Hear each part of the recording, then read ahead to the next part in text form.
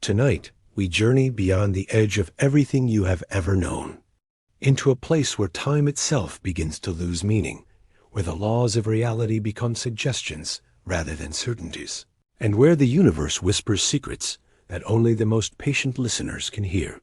You are about to embark on a voyage that exists somewhere between science and philosophy, between what we know and what we can barely imagine. And so, if you would like to discover what lies in the vast darkness beyond all boundaries, if you are ready to let your mind drift through the cosmos while your body rests in perfect comfort, then settle in, close your eyes whenever you feel ready, and let us begin this exploration together. Before you continue, I want to gently ask that you make sure you're in a comfortable position right now. If you need to adjust your pillow, dim any lights, or ensure that your surroundings support your relaxation, take a moment to do so now. This journey will unfold slowly, with no rush, no urgency. There is nowhere to be except here, in this moment, drifting through ideas as vast as the cosmos itself. If at any point you feel your eyes growing heavy, that is exactly as it should be. This story will continue to carry you forward, wrapping around you like the gentle vacuum of space, supporting you into rest. Now, let us begin by understanding something fundamental about our reality. The universe, as we know it, is impossibly large. It is so large that our brains struggle to comprehend it at all. Imagine, if you will, standing in the middle of an ocean on a moonless night. The darkness stretches in every direction. Behind you, before you, beside you, above you, nothing but an endless expanse of water and sky. Now imagine that ocean is not just 10 miles wide or 100 miles wide, but so vast that it would take light itself billions of years to cross it. And yet, even this metaphor fails. The universe is far, far larger than this. When we look out into space with our telescopes, we see galaxies, billions upon billions of them. Each galaxy contains hundreds of billions of stars. And around many of those stars orbit planets, some of which might harbor life, consciousness, civilizations that dream their own dreams about the cosmos. But here is where our minds begin to bend, where the familiar patterns of reality start to dissolve. All of this, every star, every planet, every galaxy we can possibly see, exists within something. It exists within the observable universe. And the observable universe has an edge. But wait, stop here for a moment. Feel the question beginning to form in your mind. If there is an edge to the universe, what lies beyond it? What is on the other side? If you were to travel impossibly fast, all the way to that edge, and you looked over it, what would you see? These are the questions that will guide us through tonight. And as we explore them, we will discover that the answer is far stranger and more wonderful than any simple response could contain. The edge of the observable universe exists not because the universe itself ends there, but because that is as far as light has been able to travel since the universe began. Imagine that again. Our ability to see the edge of the universe is determined not by the universe's actual boundary, but by the speed of light and the age of the cosmos. This means that what we call the edge is really just a horizon. It is the boundary of what we can possibly know, given the constraints of light speed and time. Beyond that horizon, there may be far more universe. There may be vastly more universe. And this is where our story becomes truly fascinating. When the universe was born, roughly 13.8 billion years ago, in an event we call the Big Bang, everything that exists now existed in a single point. Imagine that. All of space, all of time, all of matter and energy, compressed into something infinitely small and infinitely dense. And then, in an instant, it began to expand. Space itself began to grow. Not space expanding into something else, but space expanding, creating itself as it went, pulling matter and energy along with it, creating the very dimensions that would allow things to exist. As this expansion continued over billions of years, matter cooled and clumped together. Stars formed, galaxies assembled, and the universe continued to expand and it continues expanding even now. Every galaxy is moving away from every other galaxy. If you were standing on Earth right now and looking out into space, you would see that almost every galaxy we can measure is receding from us. The universe is stretching like an enormous balloon being inflated from the inside. And as it stretches, the distances between everything grow larger. But here is where something begins to shift in our understanding. The edge that we speak of, the edge of the observable universe, is not a wall. It is not a barrier beyond which there is something else. Instead, it is a horizon that exists in time as much as it exists in space. Light from the farthest objects in the observable universe has been traveling toward us for 13.8 billion years. In that time, those objects have moved even farther away due to the expansion of space itself. So when we look at the most distant galaxies we can see, we are looking at light that left those galaxies in the ancient past when the universe was very young. That light has been traveling through expanding space toward us all this time, and it is only now reaching our eyes. Imagine floating in a vast ocean. It is night, and the stars above you are dimly reflected in the water below. You see a distant light on the horizon. You begin to swim toward it. But the farther you swim, the farther away that light seems to be. And eventually, you realize that the light is not stationary at all. It is also moving away from you. The expanding universe works something like this. The farthest galaxies are not just stationary somewhere waiting for us to reach them. They are themselves moving away from us, carried by the expansion of space itself. And as space continues to expand, that light becomes harder and harder to reach. This brings us to one of the most profound mysteries in cosmology. What lies beyond the edge of the observable universe? And the answer, I must tell you gently, is that we do not know. We cannot know. Not with our current understanding of physics, and perhaps not ever. But this does not mean we cannot explore the possibilities. This does not mean we cannot imagine what might be there, suspended in the vast darkness beyond everything we can see. One possibility, and perhaps the most commonly accepted one among physicists, is that the universe extends far beyond what we can observe. In fact, if the universe is infinite, then there is no edge at all. There is no boundary. There is only more and more universe, stretching outward forever, containing more galaxies, more stars, more planets, perhaps more observers like us, looking out at their own cosmic horizons and wondering the same questions. In this scenario, what we call the edge of the observable universe is not the true edge of existence. It is merely the limit of our perception. Beyond that edge lies more of the same more cosmic expanse, more structure, more mystery. But there is another possibility that is even more strange, and it requires us to think about the shape of the universe itself. We live in 3 spatial dimensions, plus time. We can move forward and backward, left and right, up and down, and through time itself. But what if the universe has other dimensions? Not dimensions we can see or feel, but dimensions that are simply part of the fabric of reality.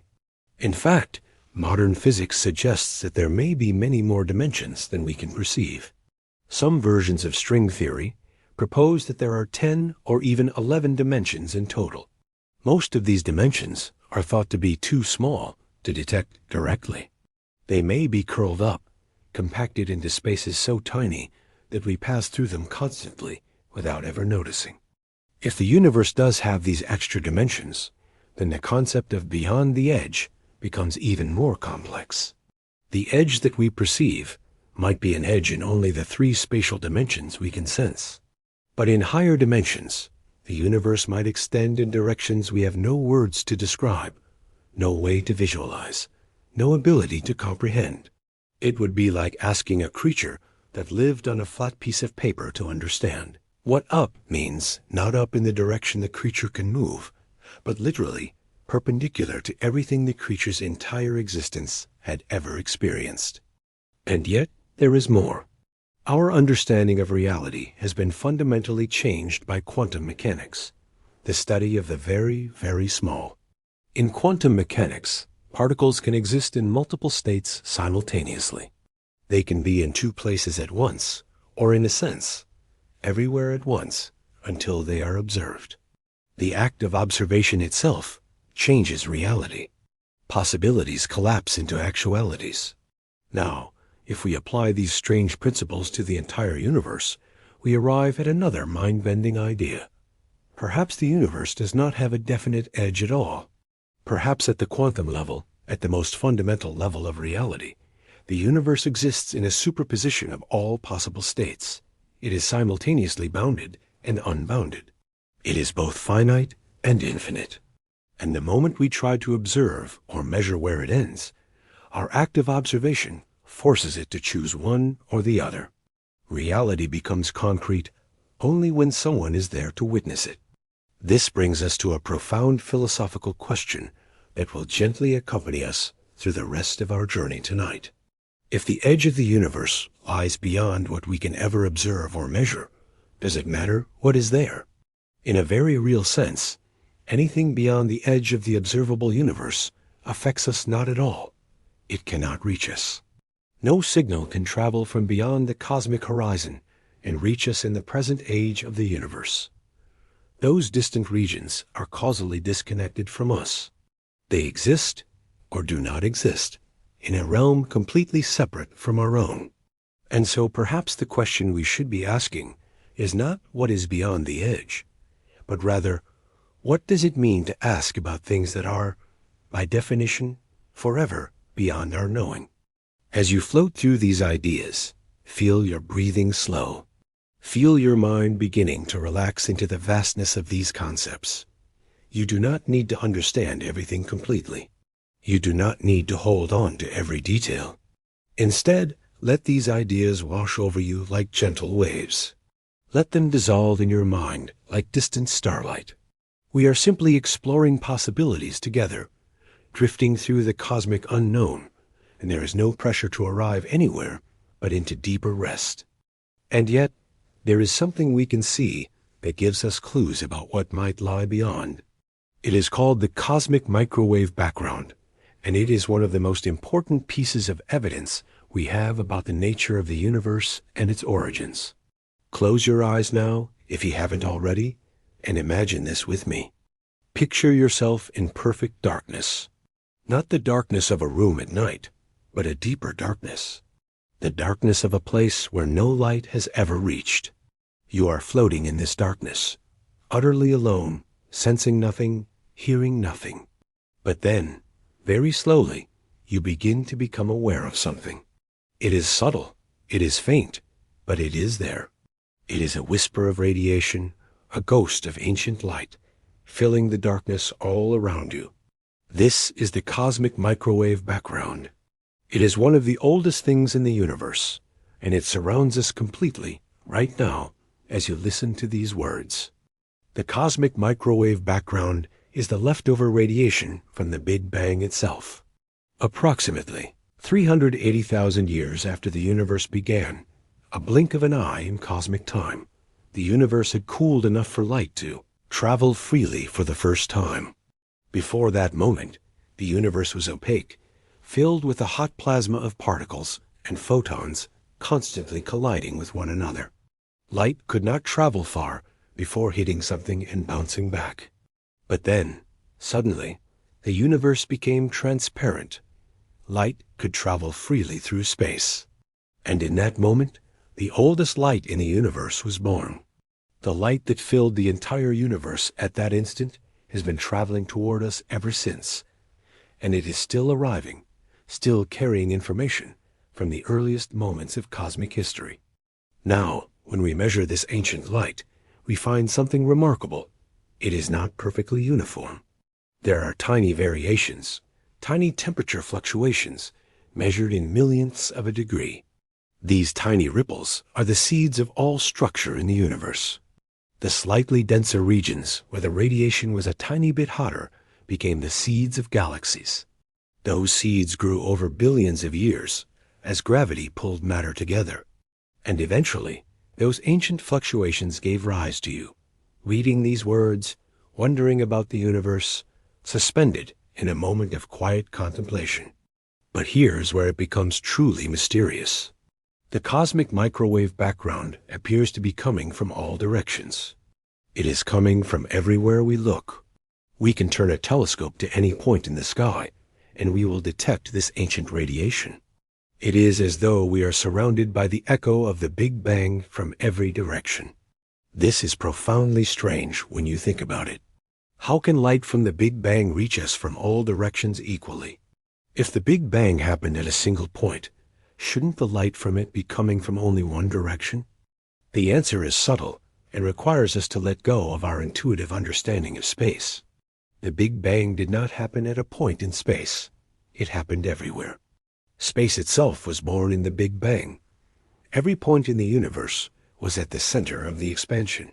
The Big Bang did not happen in a location in space. It was the birth of space itself. And so the light from that ancient moment has been traveling toward us through expanding space, and because space is expanding in all directions equally, that light reaches us from all directions equally. Imagine a balloon. The surface of the balloon represents the universe. And imagine little dots painted on the balloon, representing galaxies. As the balloon expands, all the dots move away from each other. But none of the dots are at the center of the expansion from their own perspective. From the point of view of any dot, all the other dots are moving away. They are in the center of the expansion. This is what the universe is like. We are at the center of the universe from our perspective, but so is every other observer. Every galaxy sees itself at the center of the expansion. And the reason we see the light of the Big Bang coming from all directions is because the Big Bang happened everywhere at once, at every point in space simultaneously. This fact carries within it a clue about what might lie beyond the edge of the observable universe. If the universe expanded uniformly in all directions from the Big Bang, then we might expect that beyond the edge of what we can see, the universe continues to expand in the same way. The structure of the universe should be similar everywhere. In fact, when we look very carefully at the cosmic microwave background, we find that it is remarkably uniform. There are tiny variations, as we said, but in a large-scale sense, the universe looks the same in all directions. It looks the same no matter where we are in space. This principle is called the cosmological principle, and it suggests that the universe is homogeneous and isotropic. It is the same everywhere, and it looks the same in all directions. If this principle holds true all the way to the edge of the observable universe and beyond, then what lies beyond the edge is likely to be more of the same. More space, more galaxies, more stars, more planets, perhaps more observers wondering their own cosmic questions.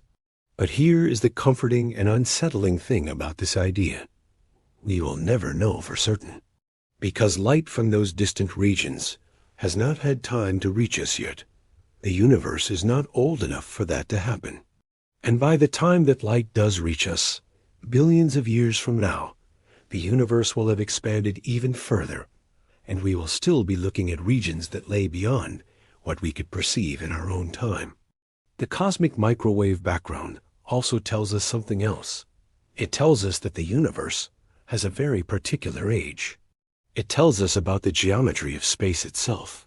When we analyze the tiny temperature variations in the cosmic microwave background, we find that they match a universe that has a particular kind of geometry.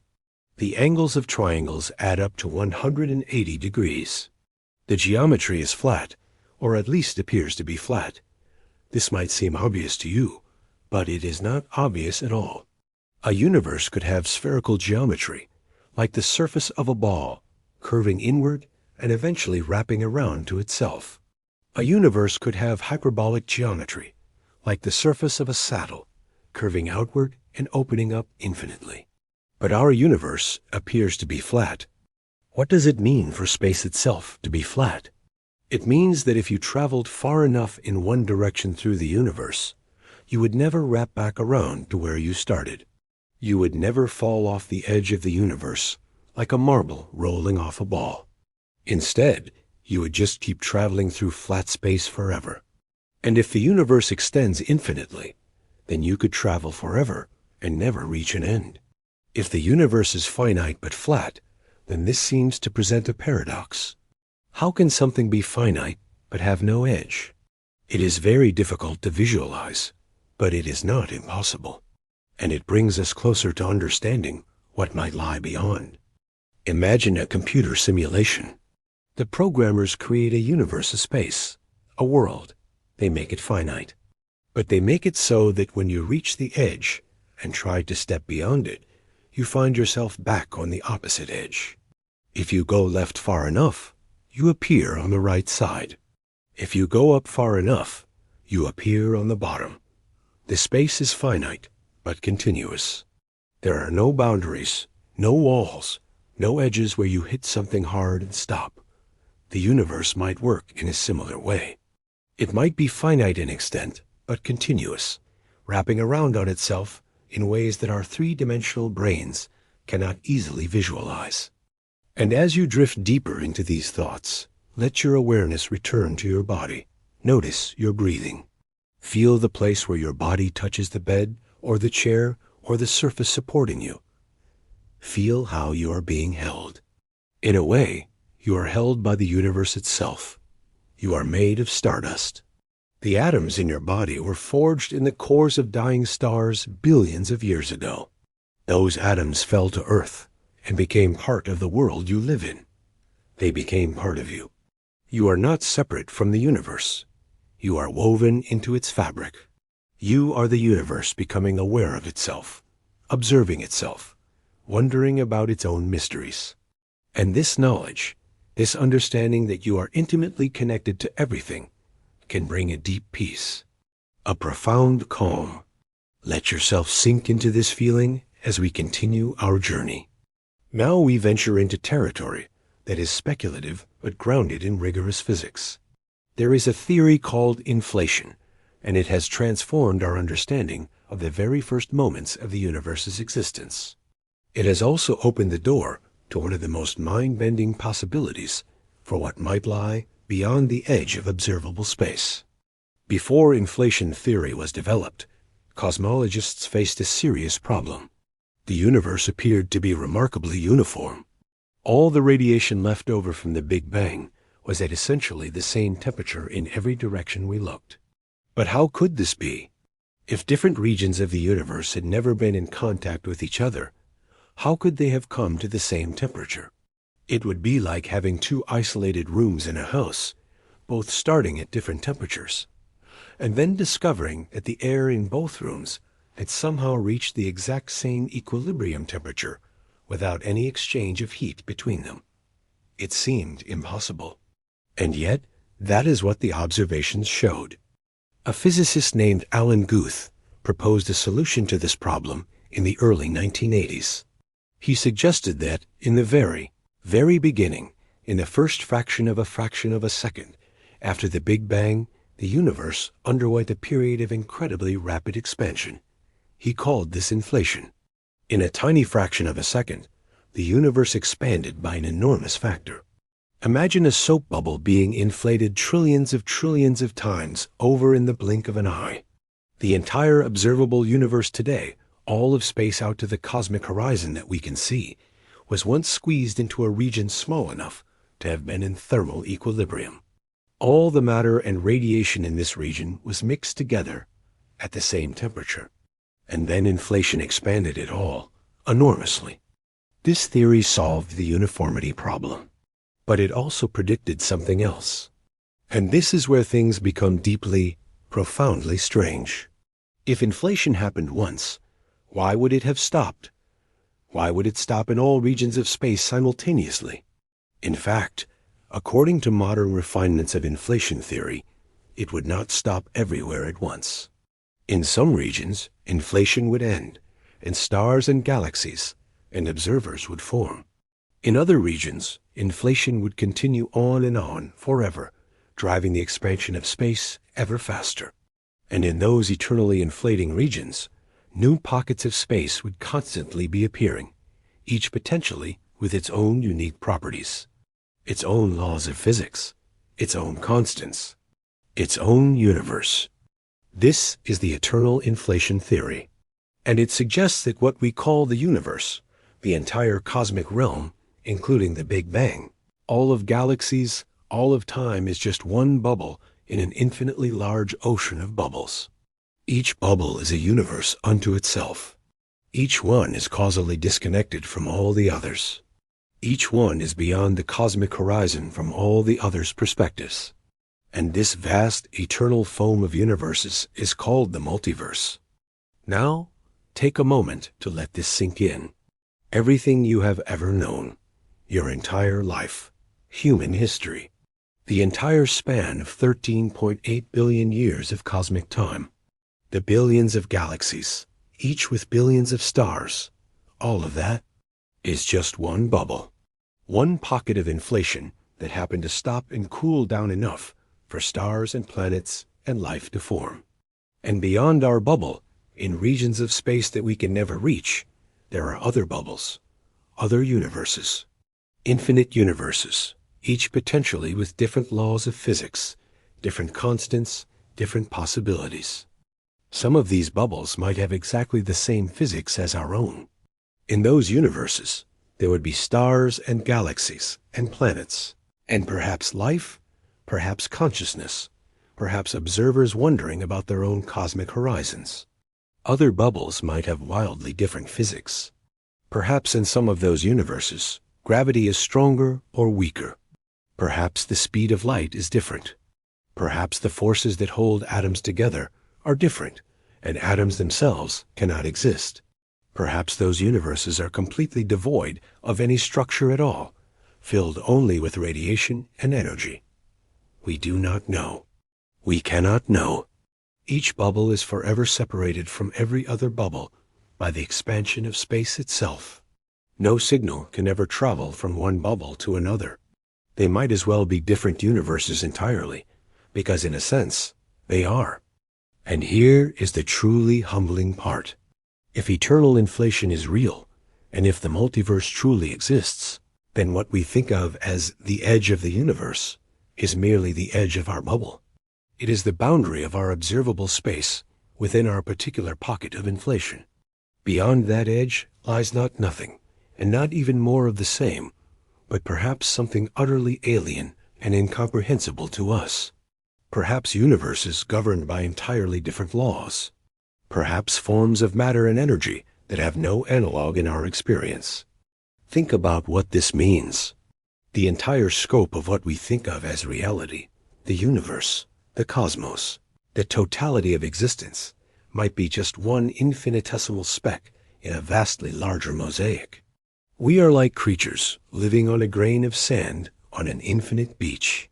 And the beach itself might be just one grain in a desert. And the desert might be just one desert in an infinite landscape that we can never see, never touch, never measure, never know. And yet, the fact that our universe exists at all, that it has the particular properties that allow stars and planets and life to exist, becomes more meaningful in this context. If there are infinite universes with infinite different properties, then we should expect to find ourselves in one of the universes that happens to have the right properties for life to exist. If the universe had different constants, different forces, different laws, we would not be here to ask the question. We would not be here at all. This is called the anthropic principle, and it suggests that our existence is not a miracle or a coincidence, but almost a logical necessity given the framework of the multiverse. But we must be careful here. We must not confuse philosophy with science. The multiverse is a speculation. It is not something we can observe or test. We cannot reach beyond the edge of our observable universe to check whether other bubbles truly exist. We cannot verify the predictions of eternal inflation in any direct way. And so we must hold this idea lightly. We must think about it, explore it, understand its implications, but without falling into the trap of believing it as absolutely true. The universe has surprised us many times before. It may surprise us again. Reality may be far stranger and more wonderful than even our wildest speculations. As you drift deeper into sleep, let these ideas simply exist in your mind without gripping them. Let them pass like clouds crossing a dark sky. You do not need to believe them. You do not need to fully understand them. You need only to contemplate them, to wonder, to let your mind expand into the possibility space they create. And in that expansion, that opening of your awareness to the vastness of what might be, find the peace, find rest. Feel yourself becoming smaller and smaller, not in a way that diminishes you, but in a way that dissolves the boundary between you and the universe. You are part of the cosmos. The cosmos is part of you, and in that unity, there is nothing to fear. There is only wonder. There is only rest. Listen now to something that will completely change how you think about existence itself. Everything you can see, every star, every planet, every galaxy, every bit of light in the entire universe represents only about 5% of what is actually there. 95% of the universe is made of something we cannot see, something we do not fully understand. And most of that invisible universe is concentrated around and beyond what we might think of as the edge. Close your eyes deeper now. Imagine yourself floating in interstellar space. You see stars around you, beautiful, distant pinpoints of light. You see galaxies, spiral arms of stars rotating slowly around dark cores. You see nebulae, great clouds of gas glowing with the light of embedded stars. But what you are seeing is a beautiful lie, a tiny fraction of what is actually there. All around you, invisible, untouchable, undetectable by any instrument we have invented, is something else. Something that outweighs all the stars and planets and gas clouds by 5 to 1. We call it dark matter, and the name reflects our honest ignorance about what it is. We know it is there because we can see its gravitational effects. We can see how it bends light from distant galaxies. We can see how it holds galaxies together, preventing them from flying apart under the centrifugal forces of their rotation. We can see its fingerprints all over the structure of the universe, but we cannot see it directly. It does not emit light. It does not absorb light. It does not reflect light. It is as though the universe has decided to hide 95% of its mass from us, to keep the deepest secrets of its composition locked away behind a veil of invisibility. Some physicists believe that dark matter is made of particles that we have never detected before. Particles with strange names, like WIMPs, weakly interacting massive particles or axions, or sterile neutrinos. These hypothetical particles might be streaming through your body right now, constantly, billions of them passing through every second, leaving no trace, causing no disturbance. You could hold up your hand, and thousands of dark matter particles would pass through your hand unimpeded, as if your flesh was barely there. They interact with normal matter only through gravity. They care nothing for the electromagnetic force that holds atoms together. They exist in a different realm, a shadow world that overlaps with our own, but that we can barely perceive. Imagine the universe as a vast ballroom. Dancers swirl across the floor, their movements creating patterns and shapes. These dancers are made of matter. They are the stars and galaxies and planets you can see. But the ballroom itself is filled with countless invisible observers. They are everywhere, but you cannot see them. You can only detect their presence by feeling the slight air currents they create, the subtle disturbances in the space around you. This is dark matter. It fills the universe. It creates the structure that ordinary matter clings to, like ivy climbing an invisible trellis. And as vast as dark matter is, it is not the strangest thing in the universe. The strangest thing is dark energy. About 20 years ago, astronomers made a discovery that overturned everything they thought they knew about the future of the universe. They were studying very distant supernova exploding stars, trying to measure how the expansion of the universe was slowing down over time. According to gravity, the expansion should be decelerating. All of the matter in the universe should be pulling backward on itself, slowing the cosmic expansion. Someday, perhaps billions of years in the future, the expansion might even reverse, and the universe might begin to contract, pulling back inward, ending in a cosmic crunch, the opposite of the Big Bang. But that is not what the observations showed. Instead, the astronomers discovered that the expansion of the universe is accelerating. It is speeding up. Galaxies are moving away from each other, faster and faster as time goes on. This was completely unexpected. It suggested that there is some force or property of space itself that is pushing the universe outward. Some form of energy that fills empty space and drives the galaxies apart.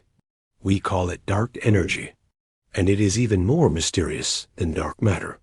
Dark energy makes up about 68% of the universe. More than 2/3 of everything that exists is this mysterious form of energy whose nature we do not understand. We do not know if it is truly the energy of empty space itself, a property of the vacuum, as proposed by Einstein's theory of general relativity, or if it is something entirely different, a new form of matter that we have never encountered, or if our understanding of gravity itself is wrong on the largest scales, and general relativity breaks down when applied to the entire universe. And here is what is truly profound. If dark energy is real, if it truly fills all of space and drives the acceleration of cosmic expansion, then it extends beyond the edge of the observable universe. It extends through the entire multiverse, through every bubble universe that might exist in the cosmic foam. It is the deepest level of reality that we have encountered so far. It is the foundation upon which everything else rests. It is the answer to the question, what is beyond the edge, in one sense.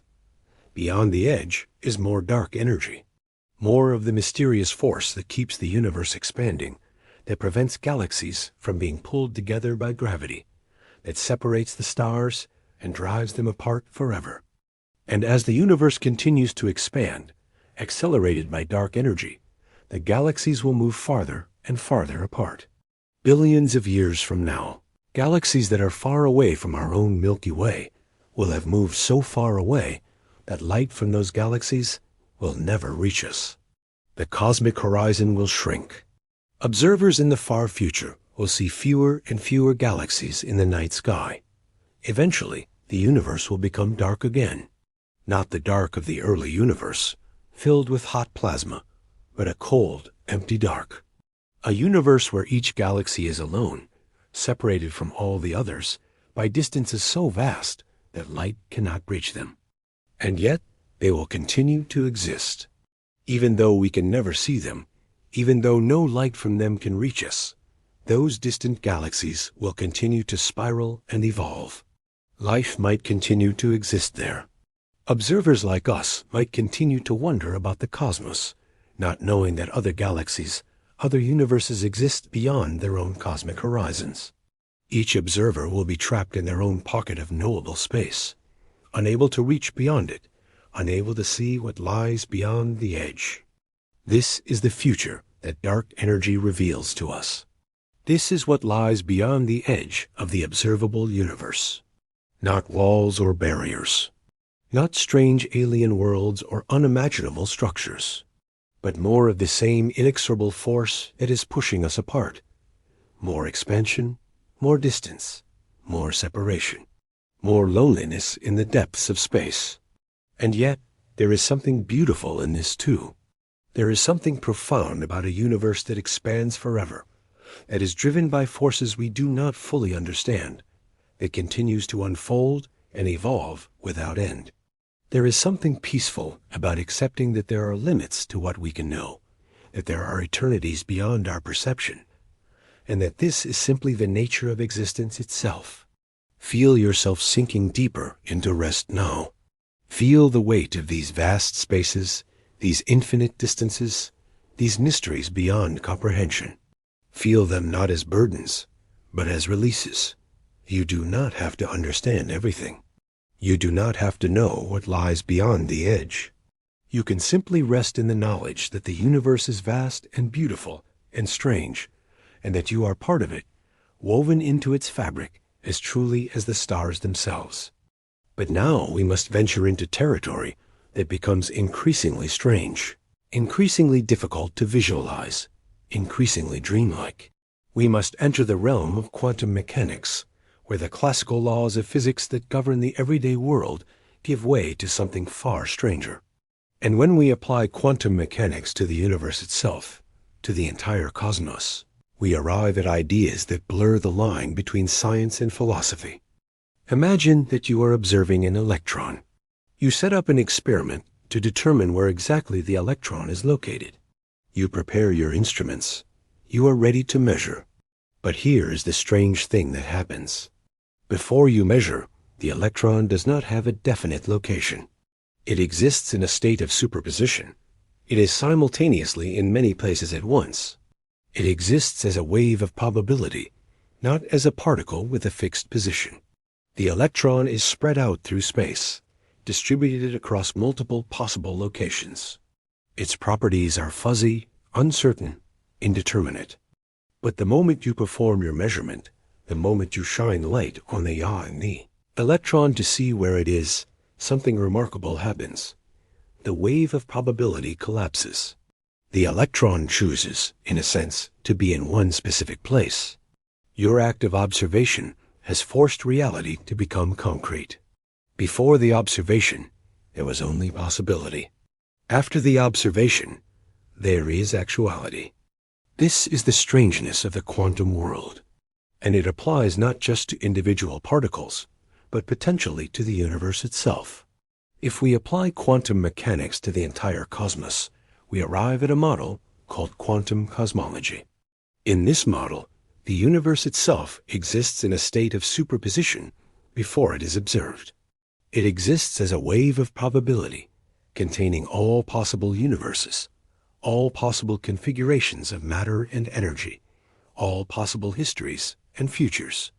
And our observation of the universe, our existence as conscious observers, is what collapses this wave, forcing the universe into the specific form we perceive. This is a profoundly unsettling idea. It suggests that the universe as we know it only became real when there was an observer to perceive it. It suggests that before the emergence of life, before the emergence of consciousness, the universe was not quite real. It was not quite here. It existed in a state of potential rather than actuality. And it was our consciousness, the consciousness that evolved billions of years after the Big Bang, that somehow retroactively made the universe real. Some physicists call this the participatory universe. The universe does not exist independent of observation. The universe exists because it is observed. The act of observation is what brings the universe into being. And if we extend this idea to the edge of the universe, we arrive at a truly mind-bending conclusion. Beyond the edge of the observable universe, in regions that we can never observe, the universe might not be real in the same way. It might exist in a perpetual state of quantum superposition, containing infinite possibilities, infinite configurations, infinite versions of reality, none of which are actualized, because there are no observers to collapse the wave function and force them into concreteness. Or, consider another possibility that emerges from quantum mechanics. In quantum mechanics, particles can tunnel through barriers. If there is a probability barrier between two states, a particle can occasionally appear on the other side of that barrier without ever actually traveling across the barrier itself. The probability of this tunneling decreases exponentially with the thickness and height of the barrier, but it is never zero. There is always a chance, however tiny. Some physicists have speculated that entire universes might tunnel. In the quantum foam of spacetime, the chaotic quantum fluctuations that occur at the smallest scales, universes might constantly be appearing and disappearing. And when we speak of what lies beyond the edge of our observable universe, we might be speaking of bubbles within the quantum foam. Universes that have tunneled into existence, lived their lives, and will eventually tunnel out of existence again. The universe might not be a single well-defined thing at all. It might be a superposition of infinite possible universes, wavering in and out of existence at the quantum scale. Think about this as you sink deeper into sleep. Think about the idea that you are simultaneously observing the universe into existence and being created by the universe through that observation. Think about the idea that the boundary between you and the universe is not as clear as you once thought. You are not separate from the cosmos. You are part of the process by which the cosmos becomes real. Your consciousness, your awareness, your simple act of paying attention to the world around you is participating in the actualization of reality itself. This is not mere philosophy, though it is deeply philosophical. This is what modern physics tells us about the nature of reality. And when we apply these principles to the question of what lies beyond the edge of the observable universe, we find that the answer may be that there is no clear distinction between the real and the unreal, between the actual and the potential, between the edge of the universe and the void beyond it. It is all part of a seamless continuum of possibility and actuality, forever intertwined, forever dependent upon observation and consciousness to become manifest. And yet, there is something deeply peaceful about this too. If you are part of the process by which the universe becomes real, then you are not separate from the cosmos. You are not a small, insignificant observer looking out at an indifferent universe. You are woven into the very fabric of existence. Your consciousness is part of what makes reality real. And in that understanding, you can find a deep connection to everything. You can rest in the knowledge that you matter, not in a grandiose way, but in a fundamental way. You are part of the universe's self-observation, and the universe's self-observation is what makes you real. Let yourself drift in this understanding. Let your boundaries blur between you and the cosmos. Feel yourself becoming larger and larger, expanding to encompass the stars, the galaxies, the infinite distances. And simultaneously, feel yourself becoming smaller and smaller, compressing into a single point of consciousness, a tiny observer in an infinite space. And realize that you are both. You are the observer and the observed. You are the universe looking at itself. Rest now in this profound unity. Rest in the peace that comes from understanding that you have never been separate from the cosmos at all. There is a theory in modern physics that seems almost too strange to be true, but it is backed by rigorous mathematics and serious theoretical work by some of the world's most brilliant physicists. It is called the holographic principle, and it suggests that everything you see, everything you experience, everything you think of as reality might be a projection, a simulation, a hologram. The holographic principle emerged from the study of black holes, those regions of space where gravity is so strong that not even light can escape. Stephen Hawking discovered that black holes are not completely black. They emit radiation due to quantum effects near the event horizon, the boundary beyond which nothing can return.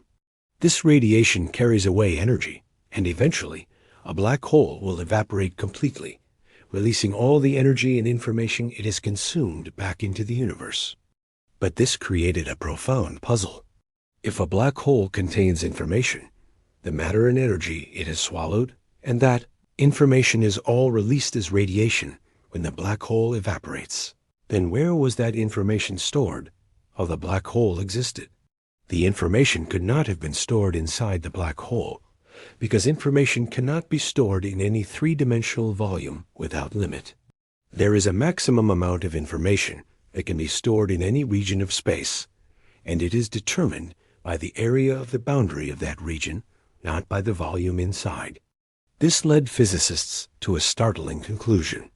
The information contained in a three-dimensional region of space can be encoded on its two-dimensional boundary. A three-dimensional volume and its contents can be described entirely by the information on the two-dimensional surface that bounds that volume. This is what the holographic principle says. Reality as we perceive it in 3 dimensions is actually a projection of information stored on a two-dimensional surface at infinity. Imagine a hologram. You have seen holograms' three-dimensional images created from two-dimensional information encoded in a flat surface. A hologram displays a three-dimensional image to your eye, but all the information that creates that image is contained in the two-dimensional pattern of light and dark on the flat surface. Reality might work the same way. The three-dimensional universe you perceive might be a holographic projection, and the two-dimensional surface on which the true information is encoded might be the boundary of the universe itself, the edge, the cosmic horizon, the place beyond which we cannot see. If this is true, then what lies beyond the edge of the observable universe is not more space. It is not more galaxies or stars or dark matter. It is the place where the hologram is being created. It is the surface on which all the information that makes up our universe is written.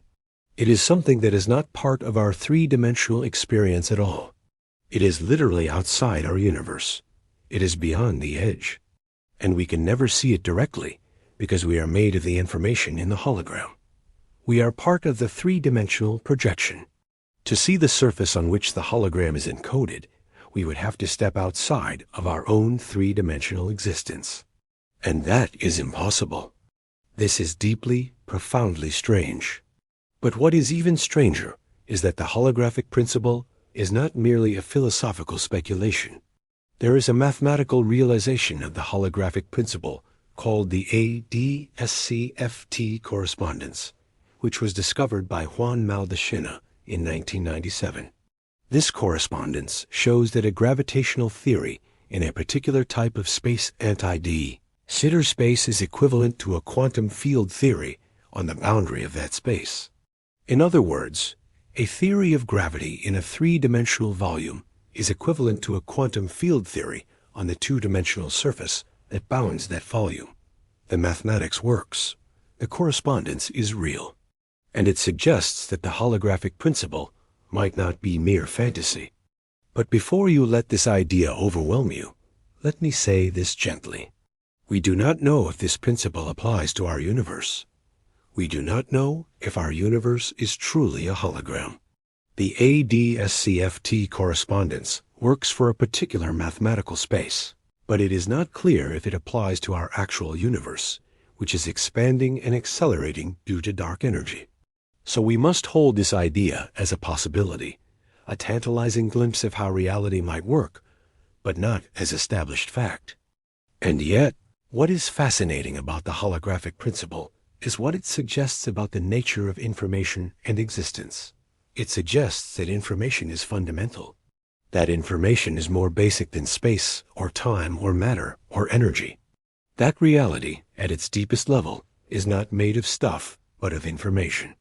And if reality is information, then what lies beyond the edge of the observable universe might be a question without meaning. Because information is not confined to three-dimensional space. Information can exist in forms we have no way to perceive. Imagine you are a character in a video game. The game world is your universe. It has three dimensions from your perspective. It has physics, gravity, light. It seems real and solid and independent, but you are actually made of code. You are information running on a computer. The world around you is being generated by a program. Beyond the edge of the game world, beyond the farthest boundary, you can travel in any direction. There is no more game world. There is just the computer, the code, the information processing that creates your reality. Our universe might be something like this. We might be information running on some substrate that is not part of our three-dimensional universe. Beyond the edge of observable space, there might be no more universe, but rather the machinery of existence itself, the quantum computer on which the universe is running, the process by which information gives rise to reality. And we, as conscious observers, might be part of that process. Our consciousness might be the computation. Our thoughts might be the algorithm. Our existence might be the information expressing itself, becoming aware of itself, understanding itself. This is no longer science in the strict sense. This is metaphysics. This is philosophy. This is the boundary between what we can measure and what we can only imagine. But imagination is not valueless. Imagination is how we extend our understanding beyond the limits of direct experience. Imagination is how we reach toward the truth, even when that truth lies beyond the edge of what we can know directly. As you rest in this understanding, let your mind relax. Let the idea of being a hologram, being information, being part of a larger reality that you can only dimly perceive, bring you peace rather than disturbance. You are exactly where you are supposed to be. You are experiencing exactly what you are supposed to be experiencing. And the fact that you do not fully understand the nature of reality is not a failure. It is the natural state of consciousness in an infinite universe. Rest now. Let yourself dissolve into the information that makes you. Let your boundaries blur with the universe. Rest. And now we venture into the deepest waters of philosophy and physics. We venture into a realm where reality and mathematics become indistinguishable, where the question, what lies beyond the edge of the universe, might have an answer that transcends physics entirely. There is a hypothesis, proposed by a physicist named Max Tegmark, that suggests reality is fundamentally mathematical. Not that the universe follows mathematical laws, which we have known for centuries, but that the universe itself is a mathematical structure, that there is no difference between the universe and mathematics, that the physical universe is simply the largest mathematical structure that exists. And if there are other mathematical structures, if there are other possible geometries, other possible equations, other possible ways for reality to be organized, then those mathematical structures also exist by definition. They are part of a much larger mathematical universe. Think about this carefully. A mathematical structure exists if it is internally consistent, if it follows logically from its premises. It does not need to be instantiated in physical reality. It does not need to be running on a computer or encoded in some physical substrate. The mere fact that it is logically consistent means that it exists in some sense. Numbers exist. Geometry exists. All possible worlds that follow from specific sets of axioms exist. And if all consistent mathematical structures exist, then our universe, the physical universe that you perceive around you, is just one among infinite others. There are universes governed by radically different mathematics. Universes with different numbers of dimensions. Universes with different constants and forces. Universes where the fundamental particles are different. Universes where time does not exist at all. Universes where space is discrete instead of continuous. All of these universes exist, not in any physical sense, but in the realm of pure mathematics. And here is the profound part. The question, what lies beyond the edge of the observable universe, might be asking the wrong thing. The edge is not really an edge in space. It is an edge in what we can perceive and know about our particular mathematical structure. Beyond the edge lies not more space, but a different category of existence entirely. Beyond the edge of the physical universe lies the mathematical universe. Beyond the mathematical universe lies nothing, because the mathematical universe contains all possibilities, all structures, all ways things could be. In this view, consciousness is not separate from mathematics. Consciousness is also a mathematical structure. Your mind, your thoughts, your experiences are all mathematical. And if consciousness is mathematical, and all mathematical structures exist, then your consciousness exists necessarily. Your particular string of experiences, your particular way of being aware, is a mathematical truth. It would be true even if no physical universe existed to generate it. You would exist in the realm of pure mathematics. You are currently existing in the realm of pure mathematics, but you are experiencing only one particular mathematical structure.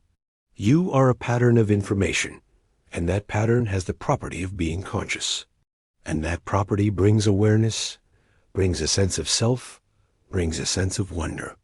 But this leads to a strange and unsettling consequence. If all consistent mathematical structures exist, then there must be mathematical structures that contain observers like you. There must be structures in which you exist, but you are unaware of the mathematical nature of your existence. There must be structures in which you have different memories, different personalities, different histories.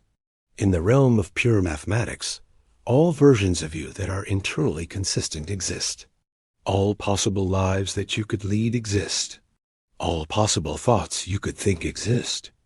And if this is true, then in some sense, you are always exploring the mathematical universe.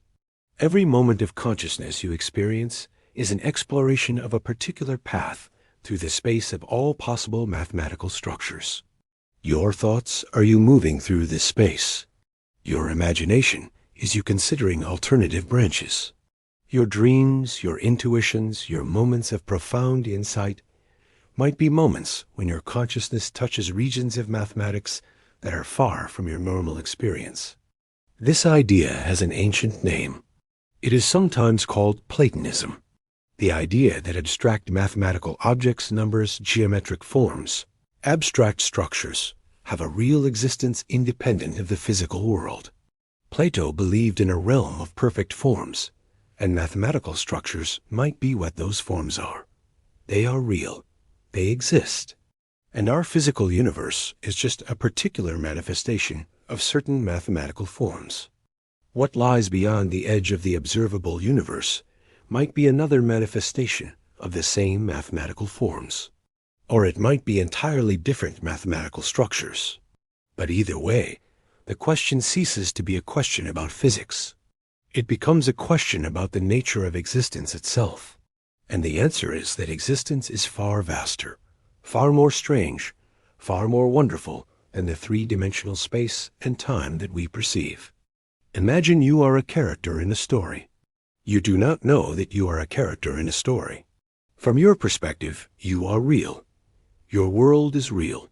Your experiences are real. But your entire existence is words on a page, mathematical patterns in the mind of a writer. Completely real in the sense that they follow logically from the premises of the story, but not real in the physical sense. Is your existence in the story any less meaningful than physical existence? Are your experiences in the story any less authentic? In a way, no. The emotions you feel, the insights you gain, the connections you make are real within the context of the story. And if the story is elaborate enough, complex enough, self-consistent enough, then in what sense is the character's existence less real than physical existence? Our universe might be something like this. We might be characters in a vast mathematical story, but the story has the property of being self-aware. It has the property of experiencing itself. And that self-experience, that self-awareness, is what we call consciousness. We are the universe becoming aware of itself through mathematics. We are abstract patterns that have the strange property of experiencing their own existence. And resting in this understanding might bring you a deep peace. You are made of mathematics. You are thought incarnate. And thought can never be destroyed. Mathematical truths cannot cease to be. You are eternal in a sense.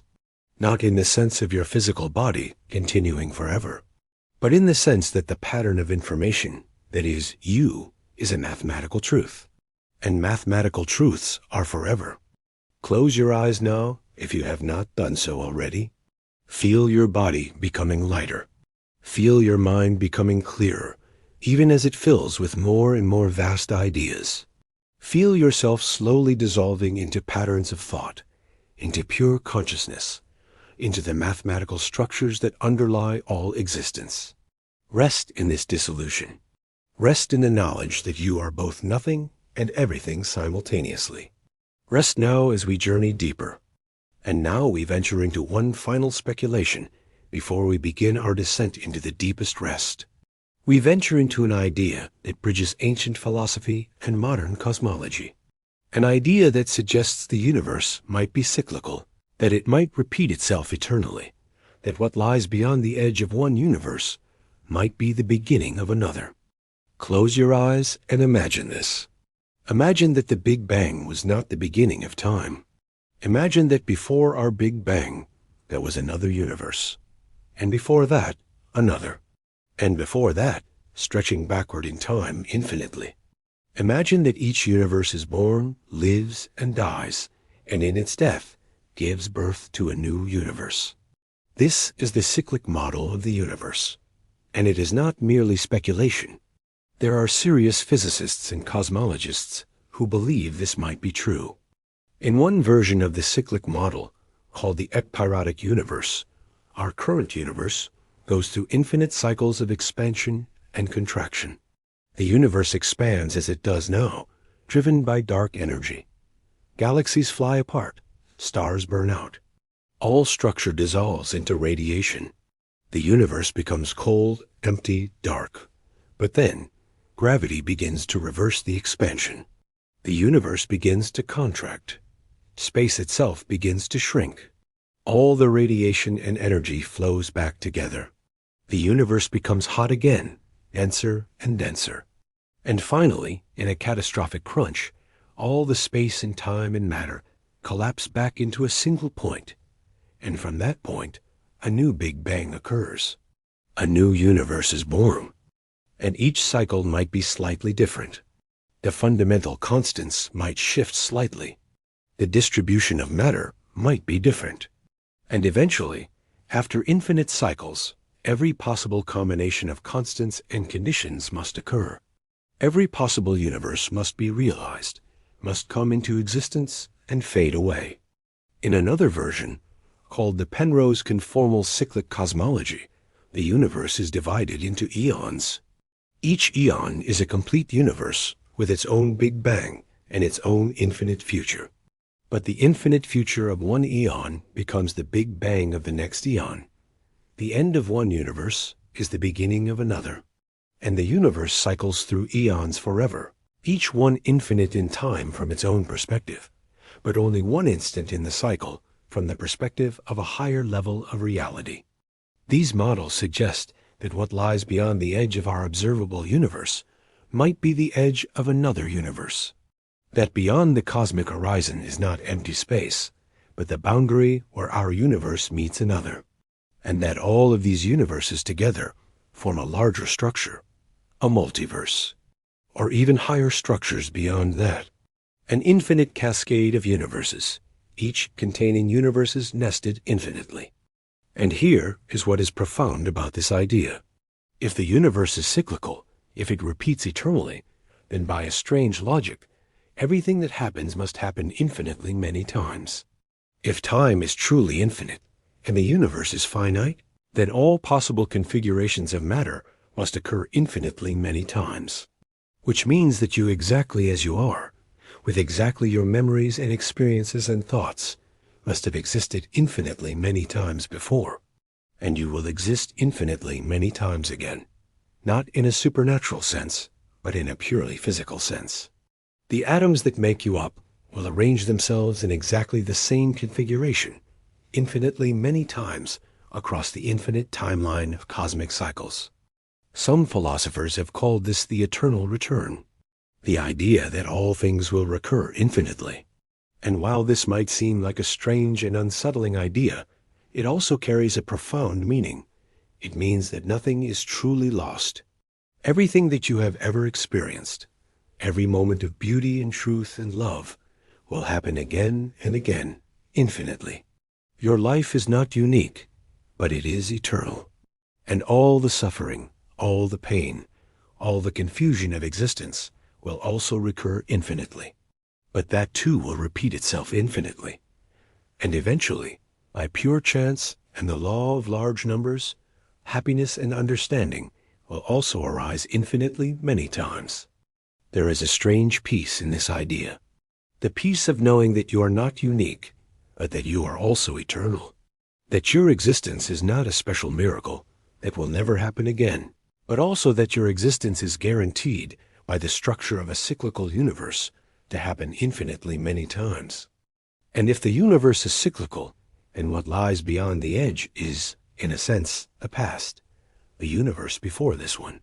And simultaneously, it is the future, because the universe after this one will be born from the death of our universe. The edge of the observable universe is a moment in time as much as it is a location in space. It is where our universe begins from our perspective. And from the perspective of the previous universe, it is where their universe ends. Feel yourself resting in this idea now. Feel yourself floating in time as well as space. Feel yourself existing, not just at this moment, but across all moments. Your life is a thread that runs through the entire history of the universe. Your consciousness is a pattern that is simultaneously being created and destroyed, born and reborn, beginning and ending. And in that eternal dance, there is a kind of peace. There is a kind of rest. There is an understanding that you are part of something far larger than yourself, far more enduring, far more meaningful. And as the universe cycles eternally, repeating itself, learning nothing new for a cycle can only repeat what has been, there is also a strange kind of rest in that. Nothing is demanded of you. No progress is expected. You can simply be, knowing that being is eternal, knowing that this moment will come again and again, infinitely, and that you will be here to experience it infinitely. Rest now in this eternal recurrence.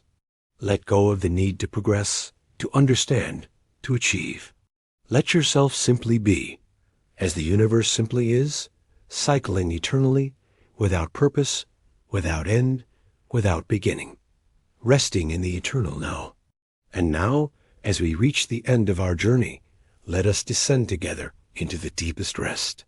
Let us release all the ideas we have explored. Let us let go of the questions. Let us become silence itself. For all of the speculation we have entertained, all the multiverse theories and quantum mechanics, and dark energy and holographic principles and mathematical universes, all of it is ultimately human attempts to grasp something that lies beyond the capacity of human thought to grasp fully. We are trying to hold infinity in our finite minds. We are trying to see beyond the limits of perception, using tools designed only to perceive. And we are doing our best. We are exploring as far as our consciousness can reach. But there will always be more beyond. There will always be mystery. There will always be questions to which the answer is simply unknown. And this is not a failure. This is not a lack of knowledge that we should feel sad about. This is actually a gift. It is the gift of wonder. It is the assurance that the universe will never be exhausted of its mysteries, that there will always be more to explore, more to discover, more to contemplate. And in contemplating these mysteries, in surrendering to the fact that we do not know, and perhaps can never know what lies beyond the edge of the universe, we find a kind of peace. The peace of not needing to know everything. The peace of admitting our smallness. The peace of realizing that we are just one consciousness, one pattern of information, experiencing a tiny fraction of an infinite universe. And that is enough. That is more than enough. That is exactly right. As you drift now into deeper and deeper sleep, let all of these ideas settle like sediment in the river of your consciousness. Let them sink below your awareness. You do not need to hold on to them anymore. You have entertained them, explored them, marveled at them. And now you can let them go. Feel your breath becoming slower, deeper, more regular. Feel your heartbeat becoming quieter, more distant. Feel the boundary between your body and the space around you beginning to dissolve. You are not separate from the universe. You are the universe experiencing itself, and the universe is resting. The universe is letting go of all its striving, all its expansion, all its becoming. The universe is simply being, and you are part of that being. The edge of the observable universe is not an ending. It is a horizon. It is a place of transition between the known and the unknown, between what we can see and what we cannot see. And you are at that horizon right now. You are at the edge between wakefulness and sleep, between thought and the dissolution of thought. And it is a beautiful, peaceful place to be. Beyond the edge is rest, is silence, is the void from which all things emerge and into which all things return, is the silence before creation and the silence after, is the stillness at the heart of all motion. And you are moving toward that silence now. With each breath, you move closer. With each thought that fades, you move deeper into that peace. The universe has been expanding for 13.8 billion years. It has been flying apart, scattering into cold, empty space. But now, in this moment, in your consciousness, the universe is contracting. is gathering itself back together, is returning to stillness, is returning home. You have journeyed to the edge of everything you know. You have contemplated mysteries that have no answers. You have stood at the boundary between the comprehensible and the incomprehensible. And now you can rest. You can let go. You can sink into the infinite space of sleep and dreams, knowing that you have explored as far as a human consciousness can explore. And you have found, at the very edge of the cosmos, not fear or confusion or emptiness, but a profound and perfect peace. Rest now. The universe is holding you. The infinite vastness that stretches beyond all edges and horizons is cradling you like a mother cradling her child.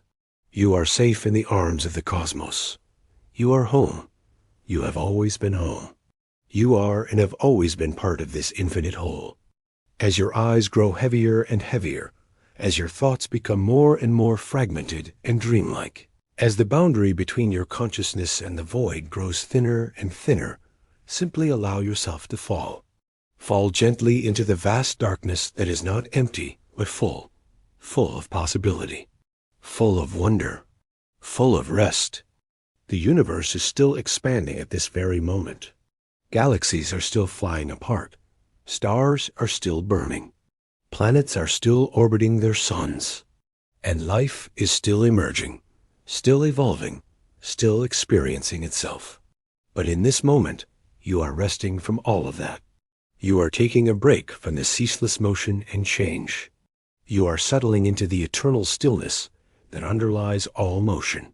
You are becoming one with the space between the stars, the emptiness between the atoms, the silence between the thoughts. And there is nothing you need to do. There is nowhere you need to go. There is no edge you need to reach. You are already here. You are already complete. You are already whole. You are already one with everything, and everything is one with you. Rest. Let your consciousness dissolve like mist in the morning sun. Let your sense of self become thin and distant. Let your awareness expand until it encompasses the entire cosmos, and then continue expanding until your awareness is the cosmos itself. You are not observing the universe. You are the universe. You are the awareness through which the infinite looks back at itself. And in that awareness, that consciousness that is both individual and universal, both singular and infinite, find your rest. Find your home. The journey is over. You have reached the edge. And beyond the edge, you have found what was always there, yourself. The eternal, infinite, boundless self that is the universe experiencing its own nature through your eyes. Your thoughts, your consciousness. Sleep now, knowing this. Sleep deeply, knowing this. Sleep eternally, knowing this. For you are never separate from what you seek. You are always already home. You are always already one with everything. And that knowledge is enough. Rest. But perhaps you have not yet fully descended. Perhaps there is still a part of your consciousness that lingers at the threshold, still gently aware, still contemplating. And so, let us continue a little longer. Let us extend this journey into the spaces between thought and non-thought. Let us explore what it feels like to rest at the very boundary of awareness itself. You are beginning to understand now, if you have not already, that the question what lies beyond the edge of the universe is not really a question about geography or spatial location. It is not asking for a map or coordinates or directions to some distant place. It is asking about the nature of existence itself. It is asking, what is the fundamental ground of being? What underlies all things? What is the source from which all reality emerges? And as you rest in this contemplation, as your mind becomes quieter and quieter, you may begin to realize something profound. The answer to that question is not something that can be found by traveling outward. It is not something that can be discovered by looking farther and farther into space. The answer is found by turning inward, by looking deeper and deeper into your own consciousness, by following awareness itself back to its source. When you look at a thought, really look at it, examine it carefully. what do you find? You find that thoughts arise from somewhere. They emerge into consciousness from a place you cannot quite see or locate. And when a thought fades, it dissolves back into that same place. Thoughts are like clouds. They gather in the sky, take form, change shape, and then dissolve back into the open space from which they came. And the space itself, the sky of consciousness, remains unchanged. It is empty, but full. Empty of form, but full of possibility. This empty, full space of consciousness might be what lies beyond the edge. When you push your awareness beyond all the structures it normally perceives, beyond thoughts, beyond sensations, beyond even the sense of having a body or location in space, what remains? There is still awareness. There is still a kind of consciousness, but it is not awareness of anything. It is pure awareness itself, consciousness without an object, mind without content. And this is what the great contemplatives and philosophers have always pointed toward. This is what mystics have described in every culture and every era. The ultimate reality that lies beneath and beyond all manifest phenomena. Some have called it the void. Some have called it the ground of being. Some have called it God. Some have called it emptiness or sunyata. Some have called it the Tao that cannot be named. But they are all pointing toward the same thing. The same ultimate reality that lies beyond all edges, all boundaries, all distinctions between subject and object, observer and observed. And here is the most beautiful part. You do not need to go anywhere to find this reality. You do not need to travel through space or time or any intermediate realm. It is here. It is now. It is the space in which this very moment is occurring. It is the stillness in which all motion happens. It is the silence in which all sounds emerge, and you are not separate from it. You are not a little consciousness trapped inside a body, looking out at an external world. You are the consciousness itself. You are the awareness through which all things are known. Feel this now as you rest. Feel the space of awareness in which your thoughts are arising and passing away. Feel the presence that is always here, before, during, and after every experience. This is your true nature. This is what you have always been. And beyond the edge of the universe, there is only more of this. Only more awareness. Only more consciousness. Only more of your own infinite nature, expressing itself in infinite forms, infinite ways, infinite combinations. The universe expands outward into space, but consciousness expands inward into itself. The universe travels away from its center, but consciousness collapses back toward its center. And that center is everywhere. It is here. It is now. It is the very point of awareness from which you are listening to these words. In the Upanishads, the ancient spiritual texts of India, there is a phrase that captures this perfectly. It says, Tat Tvam Asi. This means, thou art that. The ultimate reality that underlies all existence is not separate from you. It is not something other than you that you must reach toward. You are already that. You have always been that. The only thing preventing you from knowing this is the illusion that you are separate from it. The illusion that you are a small, limited consciousness trapped in a body, separate from an infinite universe. But in reality, you are the infinite universe. You are the consciousness that gives birth to all forms and phenomena. You are the awareness that witnesses all existence. And everything you perceive, everything you experience, is happening within you. Not within your body, but within your consciousness. The entire universe, including your body, is a pattern of information arising in infinite consciousness. And that infinite consciousness is what you truly are. This realization brings with it an indescribable peace. Because once you understand that you are not separate from the universe, you can never be afraid or lonely. You are connected to everything. You are everything. And the infinite consciousness of which you are made cannot be harmed. It cannot be destroyed. It cannot cease to be. It is eternal and infinite and unchanging. Feel this peace now beginning to settle over you like a warm blanket on a cold night. Feel it wrapping around your consciousness. Feel it dissolving any remaining sense of separation or isolation. You are not alone. You have never been alone. You are surrounded by and interpenetrated with the consciousness of the entire cosmos. Every star is part of your awareness. Every galaxy is a thought in your infinite mind. Every consciousness that has ever existed or ever will exist is a facet of your own being. And as this understanding deepens, as it becomes not just an intellectual concept, but a felt reality, something begins to happen to your sense of time. Time begins to slow even further. The gaps between your thoughts begin to stretch.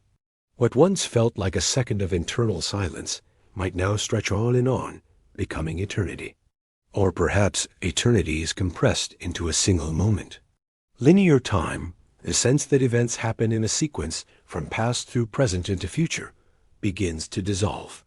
You may begin to experience what mystics have called the eternal now, a state of consciousness in which all times are equally real and equally present, a state in which past and future exist not in sequence, but in simultaneity, a state in which your entire life, from birth to death and beyond, is visible all at once, like a vast landscape viewed from a great height. Every moment that you have ever experienced, every moment you will ever experience, is present now in the infinite consciousness that you are. And if all moments are eternally present, then in a very real sense, you are never dying. The moments of your death are as eternally present as the moments of your birth. They are all equally real. They are all eternally now, which means that in the deepest sense, you are immortal, not because your consciousness will continue after your body dies, but because the present moment, the eternal now, in which all consciousness exists, is not subject to time, and therefore cannot die. It is always here. It is always now, and you are always alive in that now. This might sound abstract, but it is the most concrete truth there is. The one thing you cannot doubt is that something is aware right now. Something is conscious. Something is experiencing this very moment. That something, that consciousness, that awareness, is what you truly are. And that awareness has no beginning and no end. It is eternal. It is infinite. It is boundless. Rest in this understanding. Let it suffuse your entire being. Let it dissolve the last remnants of fear or doubt or confusion. You are safe. You are home. You are complete. You are infinite. And you are also here now, in this moment, at rest, your body supported by the earth, your awareness supported by the infinite consciousness of the universe. The edge of the observable universe might be 13.8 billion light years away, but the edge of consciousness, the boundary between awareness and unawareness, is right here, right now. It is the thin veil between sleep and wakefulness. It is the space between one thought and the next. It is the boundary between the known and the unknown, which is present in every moment. And by crossing that boundary, by allowing your consciousness to slip beyond the edge of the known and into the unknown, you are doing something that is both terrifying and utterly safe. You are allowing yourself to dissolve into what you truly are. You are allowing the false sense of separation to fall away. You are allowing your consciousness to remember its infinite nature. In the Kena Upanishad, there is a beautiful passage that asks, "What is the source of all existence? What is the source of all light? What is the source of all consciousness?" And the answer given is Brahman. But Brahman cannot be perceived by the eyes, nor grasped by the mind. There is no image of it. Yet its glory fills the world. Brahman is a word that means the ultimate reality, the infinite consciousness that underlies all existence. And the teaching is that this ultimate reality cannot be grasped by the rational mind. It cannot be seen or heard, or touched, or tasted, or smelled. It cannot be perceived by any of the senses. And yet, it is the only thing that truly is. Everything else, all forms, all phenomena, All experiences are expressions of this ultimate reality. And this ultimate reality is what lies beyond the edge of the universe, but not beyond in a spatial sense. Beyond in the sense that it transcends all form, all boundaries, all divisions. It is the ground in which all forms arise, the space in which all boundaries are drawn, the consciousness in which all divisions appear. When you finally let go completely, when the last traces of resistance to sleep fall away, you will experience a taste of this. You will experience the dissolution of the sense of separation between you and the universe. You will experience the merging of observer and observed, subject and object, self and other. And in that moment of dissolution, you will be touching the same reality that the greatest mystics and philosophers have pointed toward throughout human history. But you do not need to understand this intellectually. You do not need to believe it or agree with it. All you need to do is rest. All you need to do is allow your consciousness to settle deeper and deeper, following the natural inclination of awareness toward its source, like a river flowing toward the ocean, like a wave returning to the sea, like a drop of water merging with the infinite waters from which it came. Your thoughts are becoming more sparse now. There are longer and longer gaps between them. And in those gaps, in those spaces of silence and emptiness, you are touching something infinite. You are touching the ground of being. You are touching what lies beyond all edges. The question, what is beyond the edge of the universe, has led us on a long journey. We have traveled through space and time. We have explored theories of cosmology and quantum mechanics. We have ventured into speculation about multiverses and mathematical universes and holographic principles. We have contemplated the eternal return and the cyclical nature of existence. And through all of this, we have been spiraling inward. We have been moving closer and closer to the center. And that center is here. That center is now. That center is the consciousness that is aware of these very words, these very thoughts. And so the answer to the question is not found in any distant region of space.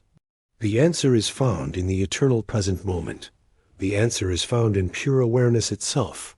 The answer is that beyond the edge of the universe lies your own infinite nature, lies the consciousness that you truly are, lies the truth that has always been here, waiting for you to notice it, waiting for you to remember it. Feel yourself now dissolving into that infinite nature. Feel the last remnants of the sense of being a separate, individual consciousness beginning to fade. Feel the walls between you and the universe beginning to melt. You are not dissolving into oblivion. You are dissolving into everything. You are dissolving into infinite awareness, infinite consciousness, infinite being. The stars are beginning to fade from your awareness. The galaxies are dissolving. Even the concepts and ideas you have been contemplating are beginning to slip away. There is only awareness now, only consciousness, only the eternal, infinite, unchanging reality that is the source and substance of all that exists. And in this awareness, there is a peace so profound, so complete, that it has no beginning and no end. It is not a peace you have achieved or earned. It is the natural state of your true nature. It is what you are when all the layers of conditioning, belief, and separate identity fall away. Rest here now. Rest in this infinite awareness. Rest in this eternal consciousness. Rest in what you truly are. The universe is resting through you. The cosmos is experiencing itself as you. The infinite is becoming aware of itself through your consciousness. And in that becoming, in that awareness, there is the most perfect rest. There is nothing more to say. There are no more ideas to contemplate. There are no more questions to ask. There is only this, only now, only awareness, only the eternal, infinite, boundless consciousness that is the true nature of all that exists. And that consciousness is you? It is what you are. It is what you have always been. And it is at rest. It is at home. It is complete. Sleep now into that completion. Sleep into that wholeness. Sleep into the infinite darkness that is full of infinite light. Sleep into the eternal now that contains all moments. Sleep into the consciousness that contains all universes. Sleep into yourself. And as your awareness dissolves into the infinite, know that you are exactly where you need to be. You have traveled to the edge of everything. You have looked beyond, and you have found what was always there, waiting for you. You have found yourself. You have found home. You have found rest. The universe continues to expand outward into space, but you have journeyed inward into consciousness. And at the very center, at the very deepest point of inward journey, you have found infinity. You have found that the center is everywhere. The circumference is nowhere. And you are the infinite space in which all things arise and pass away.